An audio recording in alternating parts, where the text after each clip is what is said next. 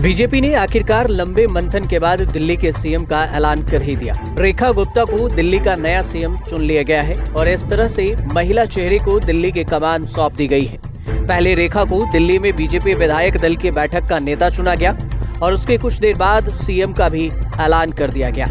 सवाल ये कि कौन है रेखा गुप्ता, जिनको बीजेपी ने दिल्ली का नया मुख्यमंत्री बनाया है। रेखा गुप्ता ने पहली बार विधानसभा का चुनाव जीता। दिल्ली के शालीमार बाग सीट पर रेखा ने अपनी प्रतिद्वंदी आम आदमी पार्टी की वंदना कुमारी को 29,000 से ज्यादा वोटों से हराया था। रेखा गुप्ता अभी बीजेपी महिला मोर्चा के उपाध्यक्ष भी हैं। रेखा अपने करियर के शुरुआत से ही संघ से जुड़ी हुई हैं और सक्रिय सदस्य भी हैं। इसलिए कहा जा रहा है कि दिल्ली के सीएम को चुनने में संघ की बात भी मानी गई।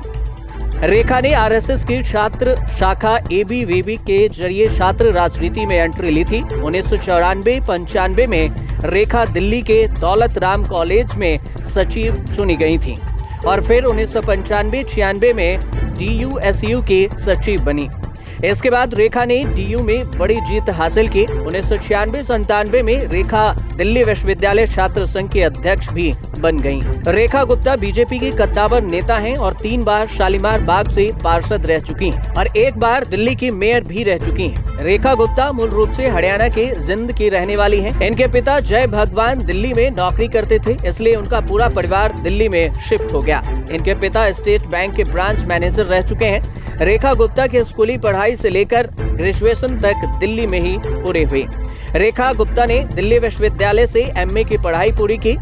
उन्होंने AIIMA कॉलेज से MBA भी किया। 1998 में रेखा की शादी दिल्ली के बिजनेसमैन मनीष गुप्ता से हुई थी। मनीष गुप्ता स्पेयर पार्ट्स का कारोबार करते हैं। रेखा गुप्ता ने छात्र जीवन में सियासत में कदम रख दिया था और वह छोटी उम्र से ही RSS की मेंबर रही हैं।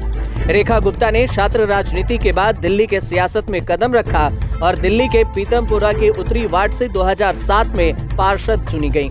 इसके बाद दोबारा से 2012 में भी इसी पीतमपुरा से उत्तरी वार्ड से पार्षद बनी, लेकिन 2017 में बीजेपी ने सभी पार्षदों का टिकट काटा तो उनका भी पत्ता कट गया। इसके चलते वह चुनाव नहीं लड़ सकी। इसी दौरान बीजेपी ने उन्हें विधानसभा चुनाव का टिकट शालीमार बाग सीट से दिया। 2013 के विधानसभा चुनाव में वो पहला मौका था जब रेखा गुप्ता को सियासी हार का मुंह देखना पड़ा।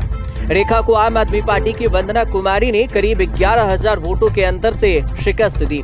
हालांकि काफी वक्त तक बीजेपी में काम करने के बाद अब उन्हें विधानसभा का टिकट दिया गया था, लेकिन हार से उन्होंने हौसला नहीं हारा। इसके बाद बीजेपी ने उन्हें शालीमार बाग से पार्षद का टिकट दिया और वो एक बार फिर से जीत दर्ज कर MCD पहुंची। इसके बाद बीजेपी ने उन्हें मेयर का उम्मीदवार बनाया और रेखा मेयर बन गई और अब 2025 में रेखा गुप्ता दिल्ली के सीएम के कुर्सी तक पहुंच गई हैं। दिल्ली के विधानसभा चुनाव में इस बार बीजेपी ने 27 साल के वनवास खत्म करते हुए शानदार जीत दर्ज की है। बीजेपी ने 70 में से 48 सीटों पर जीत दर्ज की, जबकि आम आदमी पार्टी को सिर्फ 22 सीटें ही मिली। इसके अलावा कांग्रेस को एक भी सीट नहीं मिल पाई। ब्यूरो रिपोर्ट, न्यूज़ तक।